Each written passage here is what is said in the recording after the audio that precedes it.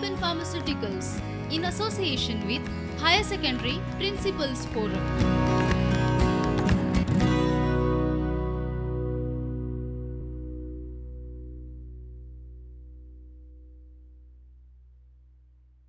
नमस्कार विद्यार्थी मित्रांनो, आजच्या आपल्या पाठाकडे वळण्याआधी मी तुम्हाला एक प्रसंग सांगणार आहे. 8 जुलै 1910चा दिवस होता. SS मोरिया नावाची एक बोट फ्रान्समधील मार्सेलिस नावाच्या बंदरावरती लागलेली होती. सकाळची वेळ होती आणि या बोटीतून एका कैद्याला इंग्लंडमधून भारताला नेण्यात येत होतं. अत्यंत कडक पहाऱ्यात या कैद्याची व्यवस्था केली गेली होती.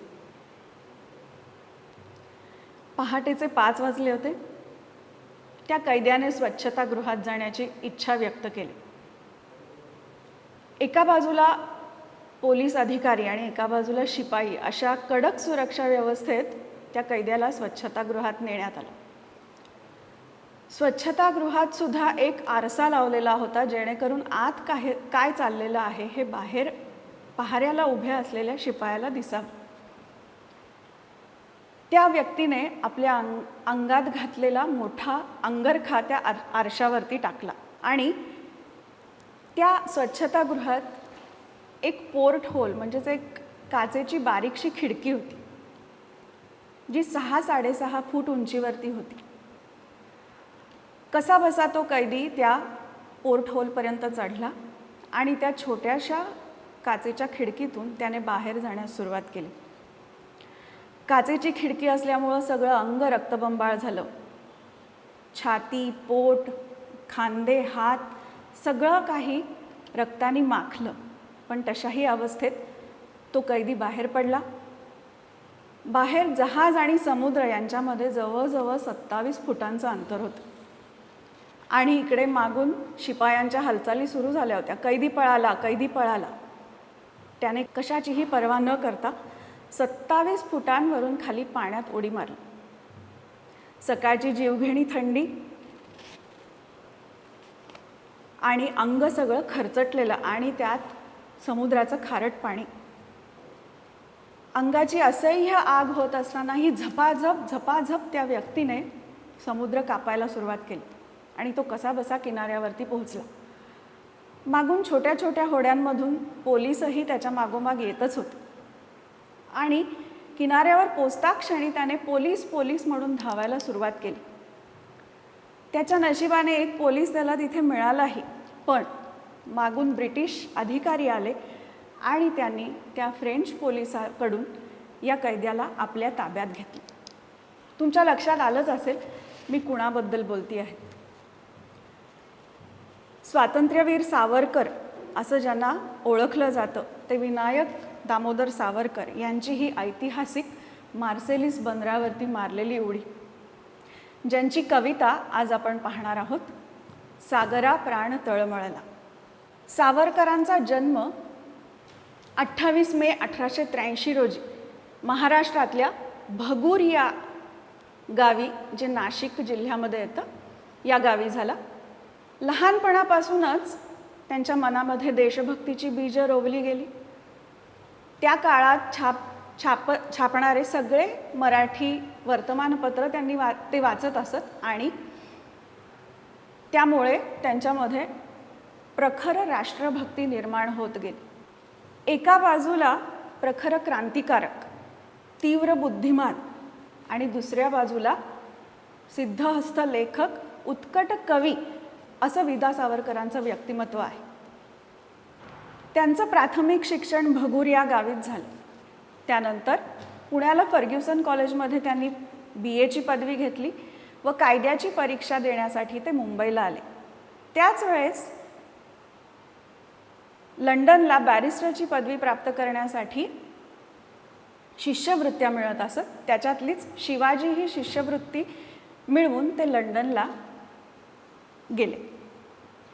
या आधीच्या काळात त्यांनी अभिनव भारत नावाची क्रांतिकारक संघटनाही स्थापन केलेली होती आणि आपल्या बरोबरीच्या सहकाऱ्यांना ते आपल्या वक्तृत्वाने, आपल्या विचारांनी, देशप्रेमाने इतके भारावून टाकत असत की देशासाठी काहीही करायला तयार अशी ही पिढी तयार झाली. त्यानंतर लंडनला गेल्यानंतर बॅरिस्टर पदवीसाठी असणारा अभ्यासक्रम पूर्ण करूनही सनद न मिळालेला मला वाटतं हा एकमेव बॅरिस्टर असावा. तिथेही त्यांनी अभिनव भारत संघटनेचं काम सुरूच ठेवलं होतं. मदनलाल धिंग्रा हा त्यांचा अत्यंत विश्वासू सहकारी होता, ज्याने कर्झन वायलींची हत्या केली. आणि त्यानंतर ब्रिटिशांच्या नजरेमध्ये सावरकरांचं अस्तित्व खुपू लागलं. त्यांच्या मागे गुप्त पोलिसांचा पहारा ठेवण्यात आला आणि देशद्रोहाच्या आरोपाखाली त्यांना लंडनमध्ये अटक करण्यात आली. आणि त्यानंतरच मार्सेलिसची ही ऐतिहासिक उडी त्यांनी मारली की ज्यामध्ये त्यांचा प्रयत्न होता की फ्रान्स या परकीय भूमीवरती ब्रिटिश राज्याचे कायदे कानून लागू होणार नाहीत आणि त्यांना अटक न होता भारतमातेच्या स्वातंत्र्यासाठी त्यांना काम करता येईल. पण हा प्रयत्न यशस्वी झाला नाही. त्यांना भारतामध्ये परत नेण्यात आलं आणि एक नाही तर 2 जन्मठेपेच्या शिक्षा त्यांना देण्यात आल्या. 2 जन्मठेपेची शिक्षा म्हणजे जवळजवळ 60 वर्ष. 1911 साली त्यांना अंदमानला सेल्युलर जेलमध्ये नेण्यात आलं. पण 1924 साली रत्नागिरीच्या बाहेर जाणार नाही आणि कुठल्याही प्रकारच्या चळवळींमध्ये सामील होणार नाही या अटींखाली त्यांची मुक्तता करण्यात आली. आणि त्यानंतर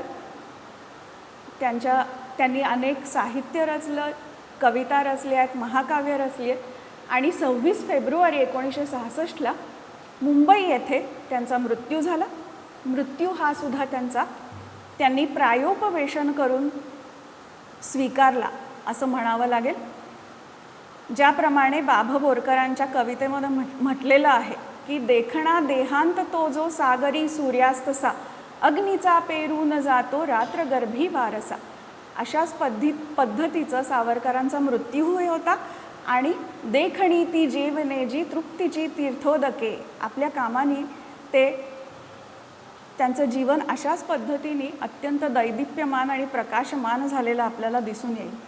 त्यांना 2 बंधू होते, गणेशपंत उर्फ बाबाराव आणि डॉक्टर नारायणराव. आणि त्यांना एक बहीण होती मैनाबाई किंवा जिला माई म्हणत असत. त्यात गणेशपंत उर्फ बाबाराव सावरकर यांनाही सावरकरांबरोबरच जन्मठेपेची शिक्षा झालेली होती आणि त्या दोघांनाही 1924मध्ये त्यांची मुक्तता करण्यात आली. सावरकरांचं साहित्य म्हणाल तर त्यांनी सगळ्या साहित्य प्रकारामध्ये रचना केलेली आहे.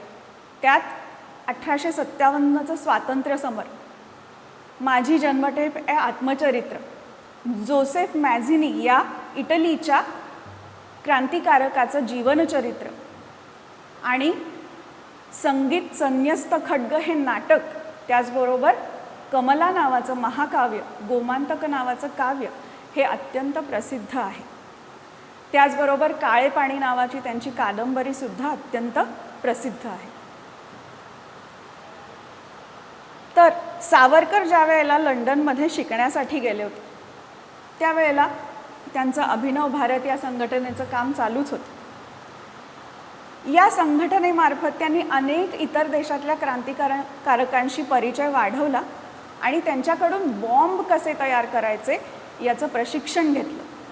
त्याचं सगळं साहित्य आणि काही बंदुका या त्यांनी भारतामध्ये चोरट्या मार्गाने सुद्धा पाठवल्या होत्या. आणि हेच साहित्य त्यांच्या मोठ्या भावाकडे मिळाल्यामुळं त्यांना जन्मठेपेची शिक्षा झाली. त्याच वेळेला मदनलाल धिंग्रा या त्यांच्या अत्यंत विश्वासू सहकार्याने कर्झन वायली यांची हत्या केली होती. त्याला पकडण्यात आलं होतं आणि त्याचं कार्य अभिनव भारत या संघटनेशी निगडीत असल्यामुळं इतर सहकार्यांचीही त्यांची धरपकड चालू होती. आणि सावरकरांना हे माहिती होतं की आता आपल्यालाही कधीतरी अटक ही होणारच आहे. आणि त्यावेळेला त्यांच्या मनामध्ये असा विचार आला की आता हे भारतमातेचं काम पुढे कोण नेईल. आम्ही आंधळेपणाने काही हे व्रत स्वीकारलेलं नाही आहे. पूर्ण विचार करून घरावरती तुळशीपत्र ठेवूनच देशसेवेचं काम हाती घेतलं आहे, पण ते पुढे नेणार कोण. आणि असा विचार करता करताच त्यांच्या तब्येतीवरही त्याचा अतिशय परिणाम झाला आणि विश्रांती घेण्यासाठी म्हणून ते ब्रायटन या इंग्लंडमधील एका समुद्रकिनारा असलेल्या गावी राहावयास गेले. आणि अत्यंत उदास मनस्थितीमध्ये त्या ब्रायटनच्या समुद्रकिनाऱ्यावरती ते फेऱ्या घालत होते. त्यांच्याबरोबर त्यांचा एक सहकारी होता निरंजन पाल, आणि त्याने असं पाहिलं की अचानक सावरकरांच्या डोळ्यातून अश्रूंच्या धारा व्हायला लागलेल्या आहेत आणि ते तोंडातून काहीतरी शब्द पुटपुटत आहेत. आणि मग ते त्याने लिहून काढले. तीच आपली कविता सागरा प्राण तळमळला. तर बघूया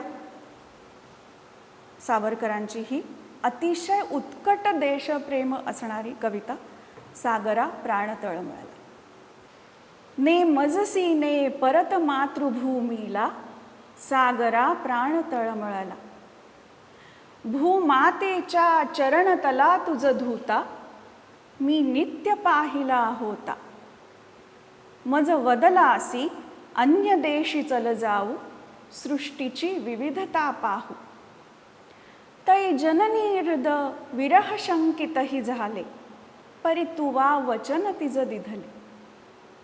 मार्गज्ञ स्वये मीच पृष्ठीवाहीन त्वरितया परत आणीन. विश्वसलो या तव वचनी मी जगदनुभव योगे बनुनी मी. तव अधिक शक्त उद्धरणी मी येईन त्वरे कथून सोडिले तिजला सागरा प्राण तळमळला. नभी नक्षत्रे बहुत एक परिप्यारा मज भरत भूमीचा तारा. प्रासाद इथे भव्य परी मज भारी आईची झोपडी प्यारी. तिज विण नको राज्य मज प्रिय साचा वनवास तिच्या जरी वनींचा. भुलविणे व्यर्थ हे आतारे बहु जीवलग गमते चित्तारे. तुझ सरित पते जी सरितारे तद विरहाची शपथ घालितो तुझला सागरा प्राण तळमळला. या फेन मिशे हससी निर्दया कैसा का वचन भंगिसी ऐसा. त्वत्स्वामित्वा सांप्रत जी मिरविते भिवनिका आंग्ल भूमीते. मन मातेला अबल म्हणून फसविसी मज विवासना ते देशी. जरी आंग्ल भूमी भयभीतारे अबलान माझी ही मातारे. कथिल हे अगस्तीस आतारे जो आचमनी एक क्षणी तुझ प्याला सागरा प्राण तळमळला. अतिशय उत्कट आणि भावमधुर अशा भाषेमध्ये केलेलं हे सावरकरांचं काव्य, ज्याला सागर सूक्त असंही म्हटलं जातं. 25 वर्षाचं वय आहे. आपल्या मातृभूमीपासून खूप दूर आहेत सावरकर. आपल्या कुटुंबाची पूर्णपणे वाताहत झालेली आहे. ज्यासाठी हे सगळं केलं त्या देशप्रेमाचं आता काय होईल, मातृभूमीच्या संरक्षणाचं, मातृभूमीला स्वतंत्र करण्याच्या प्रयत्नांचं आता काय होईल, या विवंचनेमध्ये असताना त्यांना या ओळी सुचलेल्या आहेत. ते म्हणतात, ने मजसी ने परत मातृभूमीला सागरा प्राण तळमळला. त्या सागर किनाऱ्यावर बसल्यानंतर त्यांना आपल्या घराची, आपल्या देशाची, आपल्या मायभूमीची आठवण आली आणि ते म्हणतात, आता मला तू परत घेऊन जा. सागराला एक व्यक्ती म्हणून त्यांनी तिथं मानलेलं आहे. सागर जणू एक आपलं परिचित कुणीतरी आहे, समुद्र, आणि म्हणून त्याला ते सांगतात, तू मला आता परत माझ्या मातृभूमीला घेऊन जा. सागरा, माझे प्राण तळमळत आहेत, मला इथं अजिबात चैन पडत नाही. मग कसं झालं हे सगळं, मी इथपर्यंत कसा आलो, याच्याविषयी ते सांगताना म्हणतात, मी तुला नेहमीच पाहिलं होतं. तू माझ्या भूमातेचे, माझ्या जन्मभूमीचे पाय धूत होतास. समुद्राच्या ज्या वेळेला लाटा जमिनीपर्यंत येतात त्याचं वर्णन त्यांनी असं केलं आहे की भूमातेच्या चरणतला तुझं धूता मी नित्य पाहिला होता. आणि मग तू मला म्हणालास की चल आपण दुसऱ्या देशांमध्ये जाऊया. मज वदलासी अन्य देशी चल जाऊ सृष्टीची विविधता पाहू. इतर देशांमध्ये काय काय आहे, तिथं कुठल्या कुठल्या प्रकारचे लोक राहतात, कशा प्रकारचे ते देश आहेत, त्यांच्यामध्ये काय वेगळं आहे, हे सगळं बघण्यासाठी आपण दुसऱ्या देशांमध्ये जाऊया असं तू मला म्हणालास. असं तू म्हणाल्यानंतर मातृभूमीला, माझ्या आईला विरहाची शंका आली. आता आपला मुलगा आपल्यापासून दुरावणार असं तिला वाटायला लागलं. तै जननी हृद विरह शंकितही झाले, परी तुवा वचन तिज दिधले. पण तू तिला वचन दिलंस, तू तिला शब्द दिलास की मार्गज्ञ स्वये मीच पृष्ठी वाहीन. मी स्वतः मार्गांचा जाणकार आहे, मला सगळे रस्ते माहिती आहेत, मीच ह्याला पाठीवरती घेऊन जाईन. समुद्राच्या किंवा पाण्याच्या पृष्ठभागावरूनच सगळी ये जा चालते, तशी मीच ह्याला पाठीवरती घेऊन जाईन आणि लगेच ह्याला परत आणीन. वेळ लावणार नाही, आमचं काम झालं की मी लगेच ह्याला घेऊन येईन परत. विश्वसलो या तव वचनी मी, जगद अनुभव योगे बनुनी मी. या तुझ्या वचनांवरती, या तुझ्या शब्दावरती, बोलण्यावरती मी विश्वास ठेवला. मी रोज बघतो ना तुला, तू माझा परिचित आहेस, म्हणून मला तुझ्यावरती विश्वास ठेवावा असा वाटला. आणि दुसराही विचार होता माझ्या मनामध्ये की जगद अनुभव योगे बनुनी मी, जगाचा अनुभव घेईन मी. तसेही सावरकर तिथं शिक्षणासाठीच गेले होते, तर शिक्षण घेऊन माझ्या मातृभूमीच्या प्रगतीसाठी, उन्नतीसाठी आणि तिला परक्यांच्या बेडीतून मुक्त करण्यासाठी काय काय करता येईल याचा सगळ्याचा विचार त्यांच्या मनात होताच. त्यामुळं मी या सगळ्या जगाचा अनुभव घेऊन तव अधिक शक्त उद्धरणी मी, तुझ्या उद्धरणासाठी, तुझ्या उद्धारासाठी, तुला पारतंत्र्यातून मुक्त करण्यासाठी मी अधिक समर्थ होऊन परत येईन असं मला वाटलं.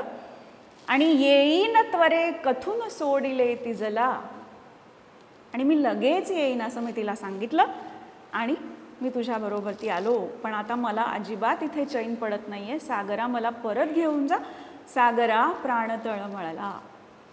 नभी नक्षत्रे बहुत एक परिप्यारा, मज भरत भूमीचा तारा. असं आहे मित्रांनो की जगामध्ये कितीतरी अशा गोष्टी असतील की ज्या आपल्याला आकर्षित करतील.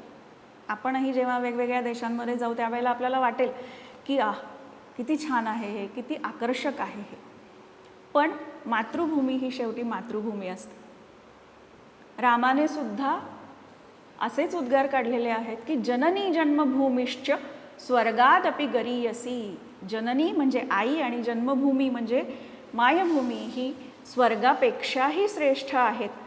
कितीही जरी सुख आपल्याला इतर परक्या देशांमध्ये मिळाली तरी आपली मायभूमी ती मायभूमीच. त्यामुळं सावरकरही असं म्हणतात की आकाशामध्ये कितीतरी तारे असतील चमकणारे आणि ते लोकांना आकर्षकही वाटत असतील, पण मला मात्र माझ्या भारतभूमीचा ताराच आवडता आहे. मला मात्र माझी भारतभूमीच प्रकाशित दिसते, दैदिप्यमान दिसते, सगळ्या जगामध्ये तीच चमकून दिसते, शोभून दिसते. मला मात्र माझी भारतभूमीच प्रिय आहे. प्रासाद इथे भव्य परिमज भारी. इथं मोठमोठे राजवाडे आहेत, अतिशय सोयी सुविधा असणारे मोठमोठी घरं आहेत, मोठमोठी निवासस्थानं आहेत. पण मला मात्र आईची झोपडी प्यारी. मला माझ्या मातृभूमीमध्ये राहायला एक छोटीशी झोपडी जरी मिळाली तरी सुद्धा मला ती आवडेल, मला ती प्रिय असेल. तिचं विण नको राज्य मज प्रिय साचा, वनवास तिच्या जरी वनींचा. तिच्याशिवाय, माझ्या मातृभूमीशिवाय मला इतर जगाचं, इतर कुठल्याही प्रदेशाचं राज्यही नको. तिच्या स्थानांमधला, तिच्या देशांमधला वनवास जरी मिळाला, मला वनवासात जरी राहायला मिळालं तरीही मला चालेल. पण मला इतर देशांमध्ये कुठल्याही प्रकारच्या सुखसोयी असणारं राज्यसुद्धा नको आहे. भुल विणे व्यर्थ हे आतारे, बहु जीवलग गमते चित्तारे. आता हे तू मला भुलवणं बंद कर, हे व्यर्थ आहे, ह्याचा काहीही फायदा होणार नाही. तू मला कितीही इकडच्या गोष्टींचा मोह दाखवलास तरी या मोहात मी अडकणार नाही आहे. कारण मला माझ्या जीवलगांची आठवण येते. माझ्या देशामध्ये ते कसे राहत असतील, त्यांच्यावरती किती अत्याचार होत असतील आणि या सगळ्यातून मला त्यांची मुक्तता करायची आहे. मी त्यांच्या अत्याचारांसाठी कारणीभूत व्हायला नको आहे. त्यामुळे मला लवकरात लवकर तिथं जाऊन मला त्यांच्यासाठी काहीतरी करायचं आहे. आणि मग ते इतकी सुंदर कल्पना करतात. तुझं सरित पते जी सरिता रे, तद विरहाची शपथ घालितो तुझला, सागरा प्राण तळमळला. सरित पती, सरिता म्हणजे नदी आणि नदीचा पती म्हणजे समुद्र. नद्या सगळीकडून वाहून येतात आणि आपलं सर्वस्व समुद्राला देतात. त्यामुळे समुद्र हा त्यांचा पती झाला आणि सरिता म्हणजे नदी ही त्याची पत्नी झाली. आणि जर ती नदी तुला भेटायला आली नाही, जर एखाद्या वेळेस ती शुष्क पडली आणि तुझ्यापर्यंत पोचली नाही, तर तुला तिच्या विरहाचं दुःख होणार नाही का? आणि या विरहाच्या दुःखाची, या विरहाची तुला शपथ आहे समुद्रा, सागरा, पण मला तू परत घेऊन चल, कारण मला इथे अजिबात चैन पडत नाही आहे, माझे प्राण इथे तळमळत आहेत, तडफडत आहेत. सागरा, प्राण तळमळला. आणि मग शेवटचं जे कडवं आहे, या कडव्यामध्ये ते सागराची विनंतीच करतायत, पण ही सागराची विनंती कुणा दीन आर्त मनुष्याने केलेली नाही आहे, तर एका घायाळ झालेल्या सिंहाने केलेली आहे. त्यांच्या त्या विनवणीमध्ये सुद्धा कुठेतरी धाक आहे, जरब आहे. ते काय म्हणतात? या फेन मिशेन हससी निर्दया कैसा. फेन म्हणजे फेस. सागर लाटा ज्या वेळेला समुद्रकिनारी येऊन आदळतात, खडकांवरती आपटतात, त्यावेळी त्यांच्या फेस निर्माण होतो. आणि तो पांढरा शुभ्र फेस बघून कवींनी अशी कल्पना केली आहे की तो जणू काही समुद्राचं ते हास्य आहे. आणि मी अशा परिस्थितीमध्ये आहे, इतका व्याकुळ झालेलो आहे, मला माझ्या आईच्या मातृभूमीची आठवण येते, आणि तरी हा सागर अशा पद्धतीने मला हसतोय. म्हणून ते त्याला निर्दय म्हणतात. की काय हे सागरा तू चालवलंयस, तू इतका निर्दय कठोर का झालायस? या फेसाच्या रूपाने तू मला हसतोयस का? का वचन भंगीसी ऐसा. आणि तू आईला दिलेलं, माझ्या मातृभूमीला दिलेलं वचन मोडतोयस.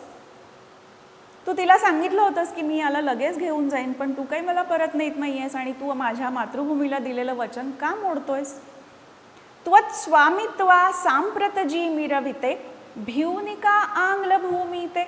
आणि याचं कारण, तुझ्यावरती जिचं स्वामित्व सध्या आहे, तुझ्यावरती जी स्वामित्व गाजवणारी, मिरवणारी जी आंग्ल भूमी म्हणजेच ब्रिटिशांची भूमी आहे, त्या भूमीला तू घाबरलायस का? कारण सध्या तू या ब्रिटिशांच्या भूमीत आहेस आणि म्हणून तू त्यांना घाबरतोयस.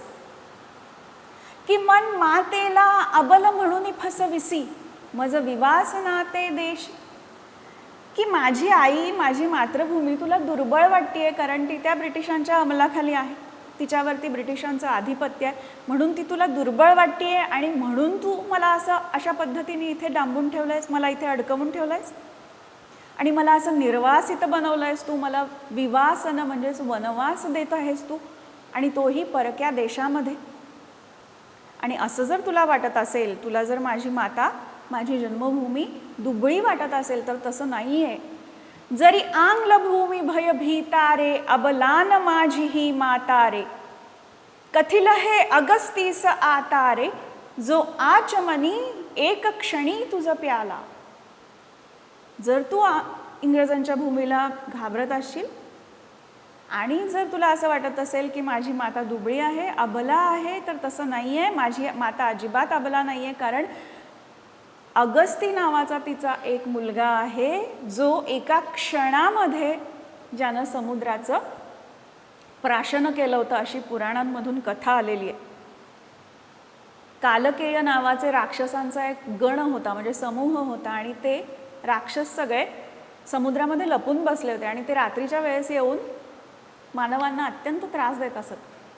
तर त्यांचा नाश करण्यासाठी सगळे देव या अगस्ती ऋषींकडे गेले, आणि त्यांना प्रार्थना केली की आम्हाला सगळ्यांना त्रासापासून सोडवा. आणि त्यावेळेला एका पळीत, म्हणजे एका छोट्याशा चमच्यात मावेल अशा पद्धतीने त्या समुद्राचं पाणी अगस्ती ऋषींनी ते पिलं, आणि त्या यवनांचा, त्या राक्षसांचा त्यांनी नाश केला नंतर. आणि अशा तऱ्हेने त्यांनी पृथ्वी लोकावरील सगळ्यांना त्रासातून सुटका केली. तर तो अगस्ती नावाचा माझ्या आईचा जो पुत्र आहे ना, त्याला आता मी सांगेन हे सगळं. कथिल हे अगस्तीस आतारे. आणि त्याला का मी सांगेन, तर तुझ्या या अमर्याद स्वरूपाचा जर तुला अभिमान वाटत असेल, तुला अहंकार असेल की मला कुणी नष्ट करू शकत नाही, तर तसं नाही आहे. त्यांनी एका आचमनात सगळा समुद्र प्यायला होता, तुला पिऊन टाकलेलं होतं, तुझं अस्तित्व नष्ट केलेलं होतं. तर मी ते त्याला सांगेन की जेणेकरून तुला त्याची भीती वाटेल, किंवा तुला त्याच्याबद्दल तुझ्या मनामध्ये थोडासा का होईना पण भय निर्माण होईल. आता तरी तू मला घेऊन चल, कारण मला इथे अजिबात चैन पडत नाही आहे. सागरा, प्राण तळमळला. अशा तऱ्हेने सावरकरांनी अतिशय सुंदर कल्पना करून आणि उत्कट अशा भावना ज्याच्यामध्ये त्यांच्या आलेल्या आहेत, असं हे सागरा प्राण तळमळलाही हे पद्य आहे. विचार करा, एका बाजूला ज्यांनी बॉम्ब कसा तयार करायचा ह्याचं शिक्षण घेतलं होतं, ज्यांनी आपल्या पत्नीला सांगितलं होतं की चिमण्या कावळेसुद्धा घरटी करून संसार करतात, काट्याकुट्या गोळ्या करून घरटं तयार करतात, पण आपण देशाचा संसार करणार आहोत. आपल्या कार्यामुळे नंतर या देशातील लोकांना 4 घास सुखाचे स्वातंत्र्यात खायला मिळणार आहेत, याचा विचार कर आणि आपला संसार सुखाचा झाला नाही असं अजिबात मानू नकोस.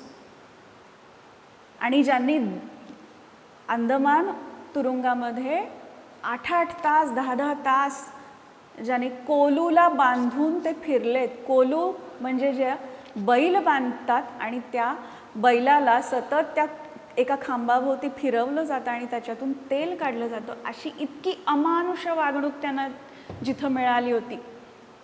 आणि असं असताना सुद्धा अशा ह्याच्यामध्ये कुठलीही सामान्य व्यक्ती मनानं खचून गेली असती, पण सावरकर अजिबात खचले नाहीत.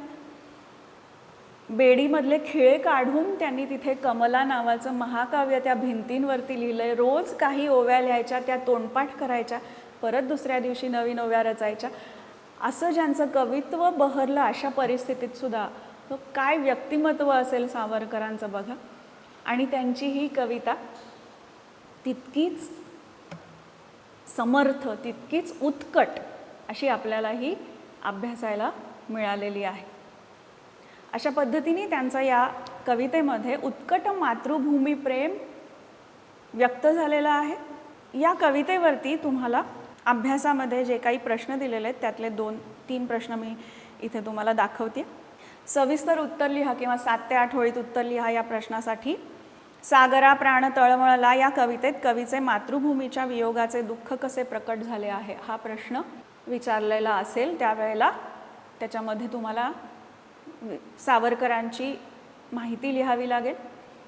विनायक दामोदर सावरकर, ज्यांना स्वातंत्र्यवीर सावरकर या नावानेही ओळखलं जातं, त्यांच्या थोड्याफार ग्रंथांचा तिथे उल्लेख करून त्यामध्ये पुढील मुद्दे यावेत की कवी मातृभूमीपासून खूप दूर परक्या देशात वास्तव्य करून आहे आणि समुद्रकिनाऱ्यावरती फिरत असतानाच त्यांना मायभूमीची आठवण येते, मातृभूमीची आठवण येते आणि ते समुद्राला आपला एक परिचित व्यक्ती मानून त्याला आपल्या देशात परत नेण्याची विनंती करत आहे.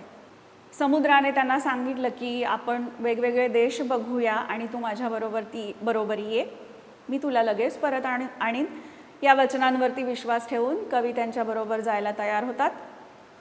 पण परदेशामध्ये कितीही भव्य राजवाडे असले, कितीही सुखसोयी असल्या तरीही त्यांना मातृभूमीचीच आठवण येते, त्यांना मातृभूमीच प्रिय असते, मातृभूमीतील वनवासही त्यांना आवडेल.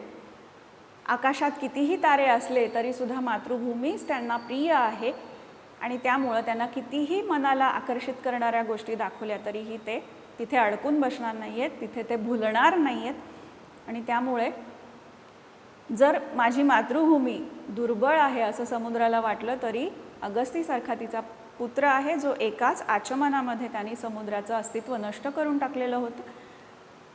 त्यामुळे समुद्राने त्यांना परत न्यावं अशा पद्धतीने आपल्या मातृभूमीची महती त्याच्यामध्ये त्यांनी गायलेली आहे आणि त्याचबरोबर मातृभूमीच्या वियोगाचं दुःख त्यांनी त्याच्यामध्ये व्यक्त केलेलं आहे.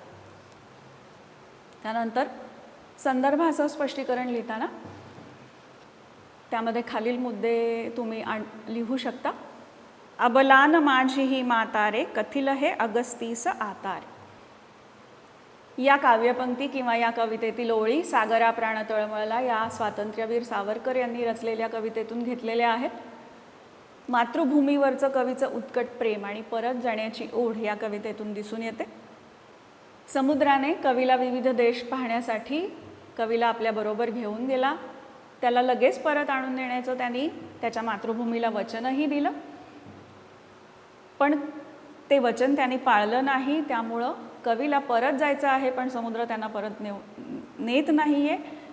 कितीही विनवण्या केला तरी समुद्र त्यांचं बोलणं ऐकत नाही. म्हणून कवी त्यांना प्रश्न विचारतात की आपली माता दुर्बळ आहे असं तुला वाटत असेल आणि जर तू मला परत नेत नसशील तर तसं नाही. अगस्ती नावाचा तिचा जो पुत्र आहे, ज्यांनी एका क्षणामध्ये समुद्राचं अमर्याद अस्तित्व नष्ट करून टाकलं होतं, त्या अगस्ती मुनींना मी जर सांगितलं तर तुझ्या मनात थोडं तरी भय उत्पन्न होईल आणि तू मला परत नेशील. म्हणून त्याचा विचार कर आणि मला तू परत घेऊन जा. अशा पद्धतीने यामध्ये तुम्ही मुद्दे लिहू शकता. आणि दुसरा संदर्भ आहे विश्वसलो या तव वचनी मी जगदनुभव योगे बनूनी मी. संदर्भ वरती लिहिला त्याप्रमाणेच येईल. आणि स्पष्टीकरण लिहित असताना समुद्राला एक परिचित व्यक्ती मानून कवी त्याला विनंती करतोय की तू मला परत घेऊन जा. तो त्याच्याबरोबर प्रवासाला निघालेला आहे आणि समुद्राने त्याला त्वरित परत आणीन म्हणून सांगितलेलंही आहे, पण आता ते वचन तो पाळत नाही आहे. आणि मी त्याच्याबरोबर का गेलो याचं स्पष्टीकरण सांगत असताना समुद्राने त्याच्या मातृभूमीला असं सांगितलं की मी याला स्वतः पाठीवर वाहून नेईन, मला सगळ्या मार्गांचं ज्ञान आहे आणि ते मी लगेच त्याला दाखवीन आणि मी लगेच परत आणीन त्याला, असा त्यांनी त्याच्या मातृभूमीला सांगितलं आहे.